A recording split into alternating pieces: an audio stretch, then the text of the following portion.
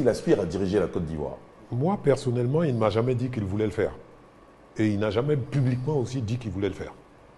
Alors, je pense qu'il y a un passage qui a mis dans le subconscient de beaucoup d'Ivoiriens que ça l'intéressait, notamment en 2020. On l'a vu parler de la Côte d'Ivoire avec un drapeau dans le décor. Donc on s'est dit, mais tiens, finalement, il a peut-être des ambitions. Mais je pense qu'il est le seul à pouvoir répondre à cette question. Moi, tout en étant son frère, je ne peux que me livrer à des supputations. Je n'en sais vraiment rien.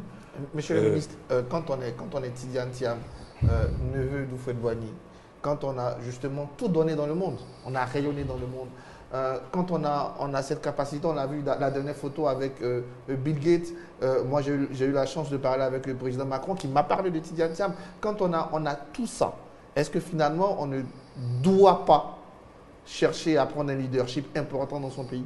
Est-ce que la politique de son pays, pour Tidiane Thiam qu'il est, à l'âge qu'il a, après tout ce qu'il a vécu, ne devient pas, surtout quand on est petit-fils d'Houphouët, finalement un devoir, quelque part? Mais je vais vous répondre par une question. Est-ce que vous croyez que c'est uniquement par la politique qu'on peut aider son pays? Mais il n'est même pas vous présent. Croyez, non, excusez-moi. Vous croyez qu'au niveau financier où il se trouve, les réseaux financiers dans lesquels il évolue, vous êtes sûr qu'il n'a jamais rien fait pour la Côte d'Ivoire? Bah si, bien sûr. Sur le plan financier? Bien sûr, je pense. Bon, sans être pour autant président. Mais là, c'est voilà, une mission donc on maintenant. peut aider son pays sans forcément être président de la République. Non, on ne dit pas forcément qu'il... Sans forcément même vivre en Côte d'Ivoire. Nous avons nombre de cadres dans des institutions internationales qui font tous les jours des choses pour la Côte d'Ivoire et qui ne sont pas en Côte d'Ivoire. Vous ne pensez pas que quand on parle de jeunes générations aujourd'hui, Tidiane Thiam a tout, je veux dire, tous les critères pour rentrer dans cette jeune génération qui doit diriger ce pays? Je vous répète, il n'y a que lui qui peut y répondre. D'accord, je peux vous poser la question autrement. Est-ce que vous l'encouragiez, vous l'encourageriez à s'investir sur la scène politique ivoirienne pour un jour aspirer à diriger ce pays? Est-ce que vous l'encourageriez?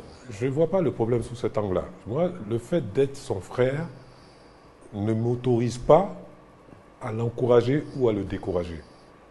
Je suis là comme un découvreur de talent. Et si je découvre le talent et s'il a l'intention de l'utiliser, ce talent, l'aider de mon mieux. Est-ce que vous avez découvert au moins le talent? Pratiquement depuis qu'il est né, il a toujours été brillant. D'accord. Mais quand... Et maintenant, la décision lui revient. Oui, c'est que lui qui peut décider. Donc vous estimez qu'il a le talent, mais il doit se décider lui-même. C'est à lui de se décider et il ne l'a pas fait. C'est à lui d'en parler. Moi, mon rôle de grand frère, ma position de grand frère... D'accord, nous sommes presque au terme de cette émission. André Couillot, rapidement. Je voudrais dire, permettez-moi de l'appeler Titi, bon, c'est comme ça que je l'appelle de manière fictive. Permettez-moi de dire que ce qui intéresse réellement l'Ivoirien, le jeune Ivoirien qui a entre 18 et 40 ans, ce n'est pas tant de voir Tidiane Thiam président de la République, c'est parce que c'est un grand frère. Ils veulent le toucher. Ils veulent s'approcher de lui. Ils veulent l'entendre ici, à Yamoussoukro ou au Palais de la Culture. Ils veulent découvrir ce génie extraordinaire qui parcourt le monde. On ne peut pas avoir un frère aussi brillant et aussi loin. Ça fait mal. Ils ont besoin de la voir pour eux comme repère. C'est une référence internationale, mais qui sert mieux l'international que la Côte d'Ivoire. C'est vrai qu'il fait autant, mais on ne sait pas. Et tant qu'on ne sait pas, il ne fait pas. On a besoin de lui. Pas forcément au niveau politique. Ces jeunes-là ont besoin d'un repère. Alassane était et est un repère. Gbagbo a été et est un repère. Sauf que Alassane, Gbagbo, Bédié sont en fin de carrière. Un monde, ce sont des générations. Et cette génération a besoin d'une référence, de quelqu'un qui va les guider. Lui, il a réussi. Parce qu'il est brillant, parce qu'il est rigoureux, parce qu'il a travaillé, parce qu'il mérite. La valeur du mérite, de l'excellence, c'est ce qui est aujourd'hui prôné. Que Titi vienne et montre que c'est quelque chose d'accessible pour la jeune génération. Réaction? Donc, si vous permettez, oui, allez-y. Je peux partager totalement l'analyse que vous en faites. La seule différence entre vous et moi, c'est que moi je dis patience. Mais nous sommes jeunes.